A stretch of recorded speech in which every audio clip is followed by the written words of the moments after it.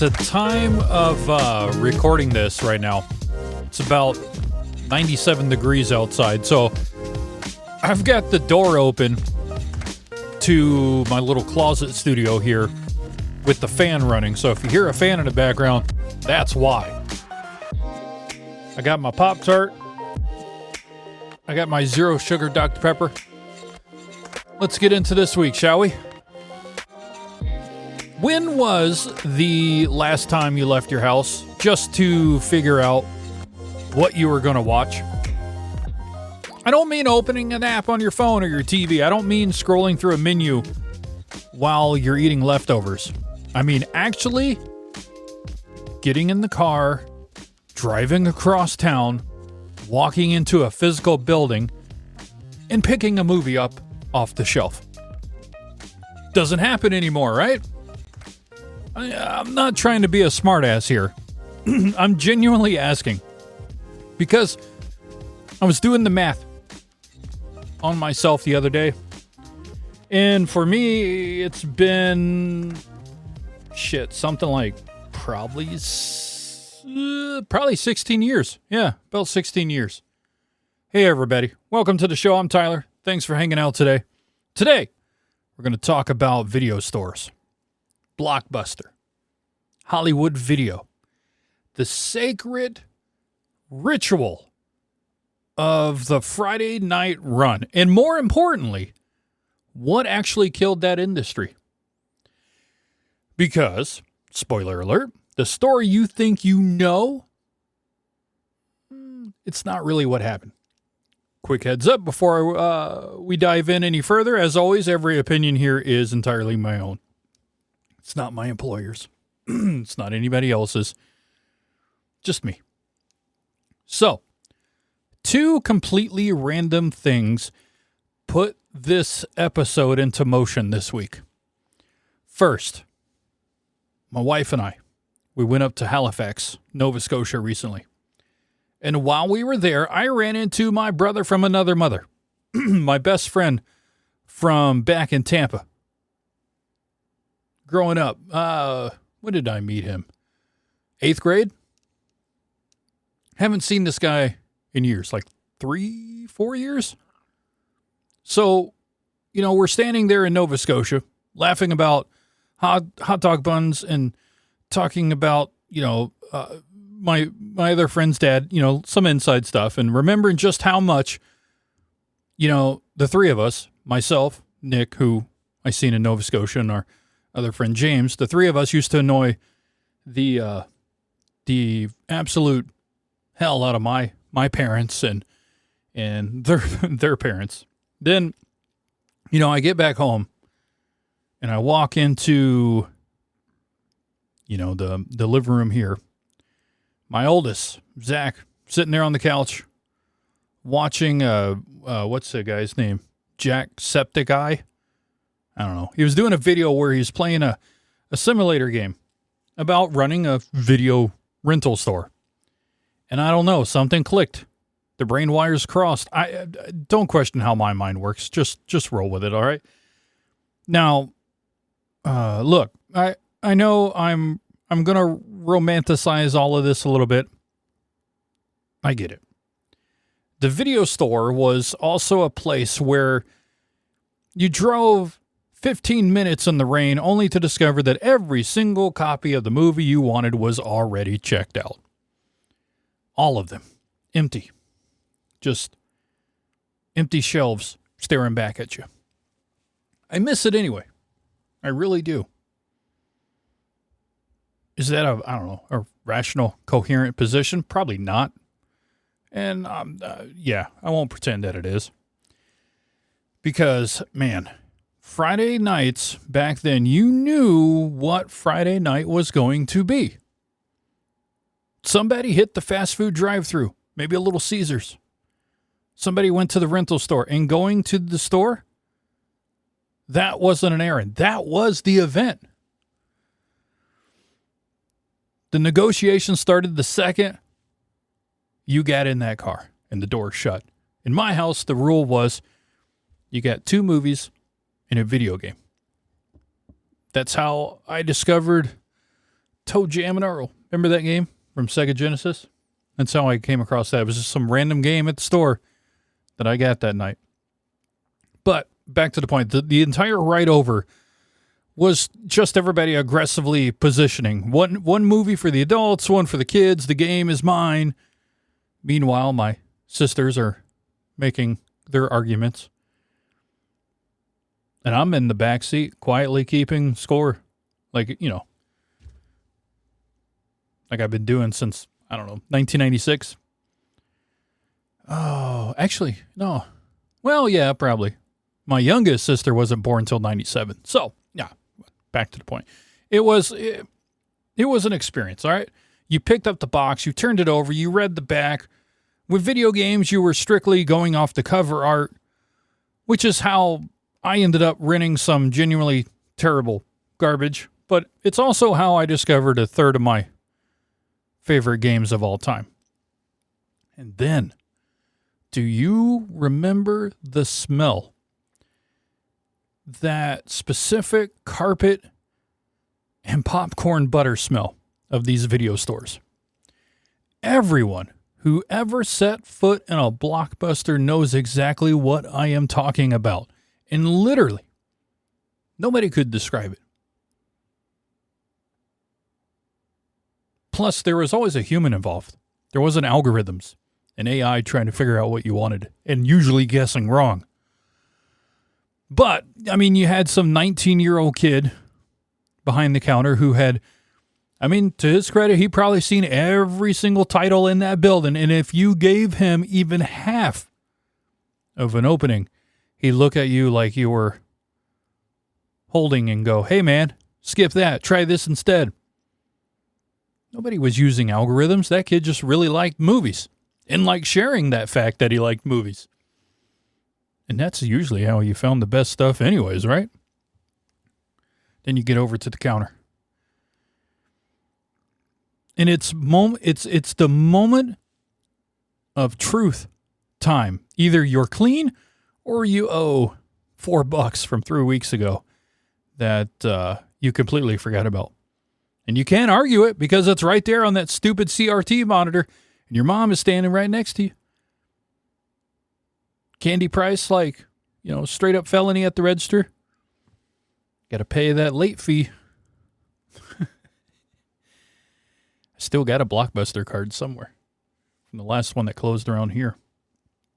But the version of this whole saga, this whole experience that lives rent-free in my head is from a few years later, actually. The Hollywood Video out in Town and Country, back in Tampa. Me and my buddy Nick and my buddy James.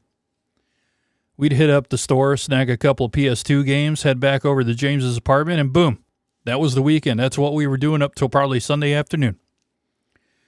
I'm pretty sure that's where I seen The Matrix for the first time, at James's apartment. At least that's what I remember. That's what's in my head. So I'm going to stick to that. We take turns, playing GTA 3, GTA Vice City later. Now, there was an unwritten rule. You play until you died. You get too many stars, the cops finally run you down, and you pass the controller over to the next guy. Everyone just understood that assignment. I don't remember too many arguments over that, which for 3 teenage boys is kind of a miracle in itself. And the entire time, we are absolutely destroying James's dad's, pantry. I know we drank all of that dude's soda. Eating all of his hot dog buns. Nick and I talked about this the other day. Eating all of his hot dog buns. Not the hot dogs. Mind you, just the buns. And I was trying to remember why we would do that. And Nick said we were slapping Spam on there. Spam sandwiches. Fry up some Spam or whatever else we could find in the cabinets. Just creating some Frankenstein food out of ingredients that were never meant to probably meet each other. But, that's what we did. James's dad, Mr. Anderson, if you're somehow ever listening to this podcast, I'm sorry, man. That dude put up with with an unbelievable amount of nonsense from us. And I don't think any of us ever properly said thank you for putting up with us back in the day. That was the hangout spot. By the way, those two are still doing this stuff. Nick and James host a podcast called Friends Who Pretend. They basically play through movies and TV shows as a tabletop RPG. And the pitch is essentially, what if we remade this movie but way worse? Half role-playing, half improv, and the dice decides what happens. It was the exact same energy as three kids passing that PS2 controller around every time someone died back in the day. Just with way better microphones now. So check that out. I'll put a link to the show in the episode notes. Seriously. Go check them out and give them a listen. Anyway, back then, you'd end up home and, the night was set. Yeah, you were on the carpet, you had your pizza, and you were going to watch both of those movies because you paid for them, and you were, because you had to bring them back by Sunday. You only get them for like 3 days or something. That last part, it does matter way more than I realized back then because, I didn't know. A late fee? How much is that? You actually finish things. Not necessarily because they were good. Those movies or games could have been absolute dumpster fires, but because you paid your money and the clock was ticking. So, let's get into a little history here because I did a little research on this. Blockbuster, the blue and yellow brand, started back in 1985, had one single little store in Dallas, Texas. By 2004, they had over 9,000 stores and like almost 85,000 employees worldwide. That's not just a company. That's a small city that happens to rent movies and video games. Now, jump back to the year 2000. In 2000 alone, Blockbuster pulled in around $800 million just in late fees. $800 million in late fees. Remember, you don't get your stuff back on time. You had to pay those fees. That was roughly 16% of their total revenue. Yeah, let it sink in for a second.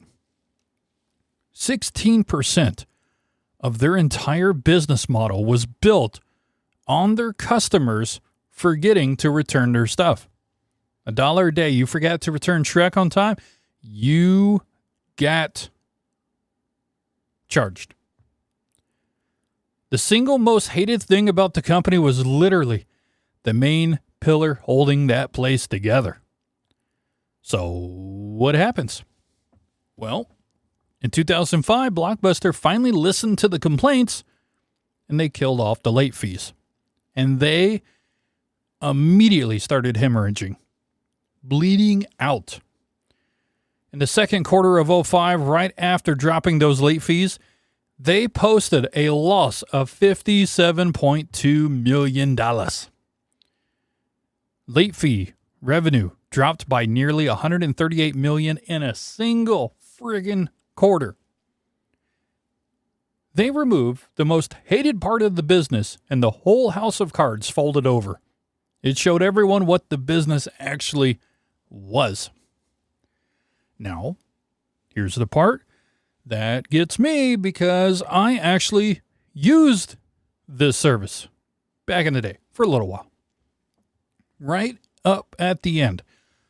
My wife and I signed up for that. Do you remember Blockbuster Total Access? It was kind of brilliant. You got DVDs in the mail, just like Netflix.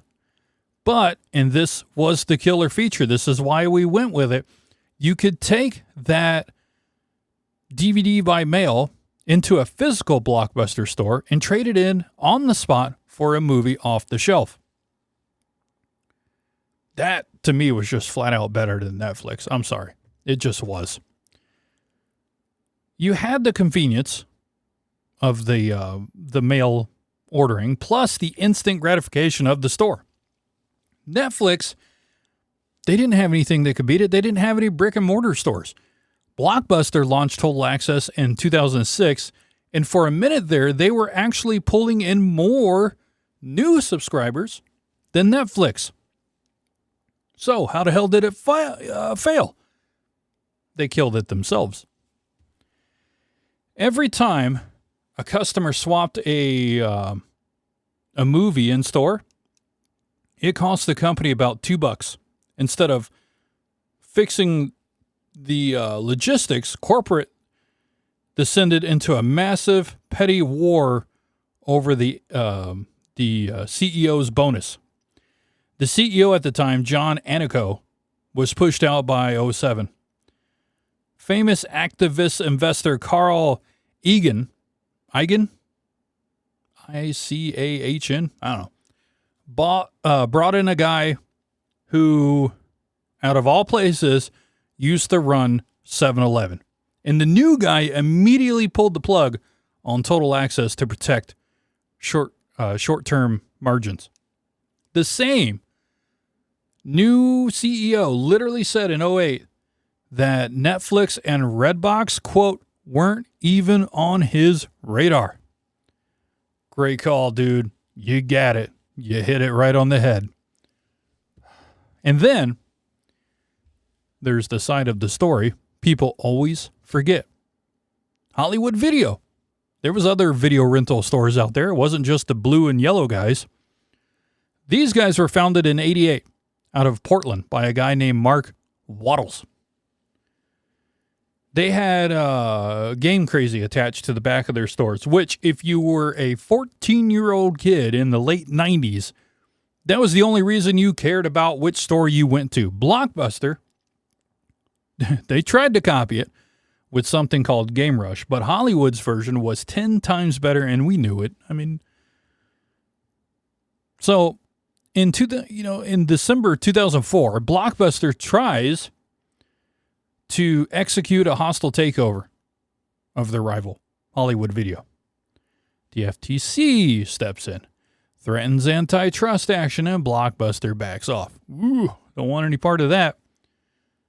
To protect itself from Blockbuster, Hollywood decides to merge with Movie Gallery, a smaller chain of stores out of, Dothan, Alabama? The little guy wins, right? Well, no.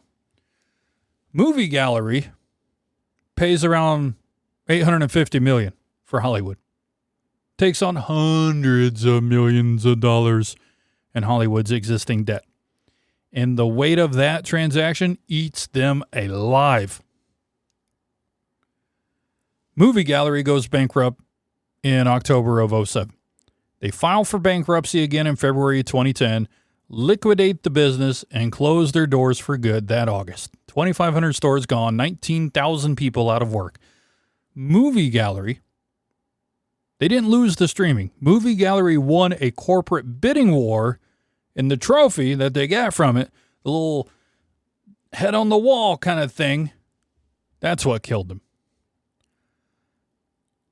Blockbuster filed for Chapter 11 bankruptcy a month later in September of 2010. And then Dish Network bought the corpse. April 2011, bankruptcy auction. Dish buys what's left for about $320 million. They, publicly promised they were going to keep the 1,500 stores open and save 15,000 jobs. Cut to November 2013. Dish announced that they're going to shut it all down, and the last 300 corporate stores were closed, and the last remaining 2,800 employees were let go. Blockbuster shot itself in the foot repeatedly, and with incredible enthusiasm too, I might add. But Dish Network bought what was left. So, when I look back on all of this, a few big takeaways stick with me out of this. Number one, the thing everybody hated was, a structural thing. They knew customers hated the late fees, but they kept them because they worked. And when they finally took them away, the financial floor collapsed. Anytime, a company is making massive profits off you making the mistake, that's not a bug. That's a feature they will defend right up until the day it destroys them, as it did. Number 2, debt did most of the actual killing. Netflix gets all the historical credit for wiping out video stores, but Movie Gallery was lugging around almost $1 billion in debt because 2 rival chains got into a dick measuring contest over who got to acquire whom. Blockbuster was equally choked by corporate debt from its split with Viacom. When the market shifted toward digital, neither company could really move on that. Not because they didn't understand the internet, but because they were leveraged to the absolute ceiling. And number 3, we didn't actually escape those fees now, did we?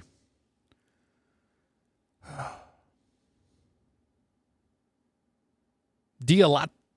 I don't know. Deloitte. Deloitte. I don't know, whatever. Just put out a study showing that the average U.S. household is now dropping about $69 a month on streaming subscriptions. On top of that, around 68% of subscribers are now locked into ad-supported tiers, up from 54% just last year. That's going to bug me. How the hell do you pronounce it? Is it Deloitte? Watch this. We're going to do a little Google here while I'm actually recording. Deloitte. I was way off. Hang on. How do you say this? I didn't hear anything. Oh, I got to change my audio settings. Hang on. We're doing this live. We're doing it live. Virtual. All right. Deloitte. There we go. All right. I was way off. Deloitte. They're the ones that put the study up. So we pay, it's almost like cable at this point. We pay a massive monthly fee, whether we're using that service or not. And then we sit there and we watch the ads anyways. We used to, pay $2 one time for a physical plastic tape or a disc, and we got mad about $1 a day late fee when we messed up. Now, obviously, inflation and everything else, I get it. Look, I'm not saying the old days were objectively better. Rewinding tapes was annoying. Driving across town only to find out someone already rented the last copy of Gladiator, that was pretty stupid. But we traded a model that had it had clear boundaries for a model that I don't know how to put this, that has like zero edges. And I don't think, looking back, hindsight's always 20/20. I don't think we got the better end of that trade. The people who made out like bandits on the deal were definitely not us, and they definitely weren't the 84,000 retail workers who lost their livelihoods. Which brings me to the actual reason I made this episode. I kind of want to open a video store. As dumb as that sounds, I'm dead serious though. Movies, video games, maybe a slushy machine that is slightly broken at times, like McDonald's and their ice cream machine. A giant, I don't know, new release wall you walk up to.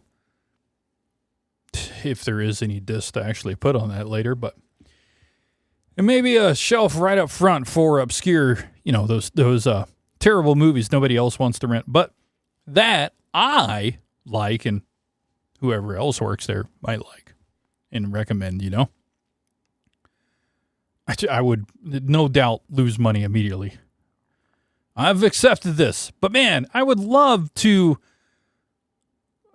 I don't know, lose money in a building that smells like vintage carpet and buttery popcorn. You could do some video games. I'm thinking we could, because nobody has a VCR anymore, or even a dedicated DVD player for that matter, we could rent the hardware. Buy up all the VCRs and DVD players off of eBay. We could rent the machine and have a bunch of old movies through, I don't know, 70s, 80s, 90s, all the way up through today. Rent out games. I don't know how any of this would work. I'm thinking out loud. But that's going to do it. I've already went too long on this episode. That's the show for the week. If you want to follow along with the podcast, make sure you hit subscribe wherever you're listening right now.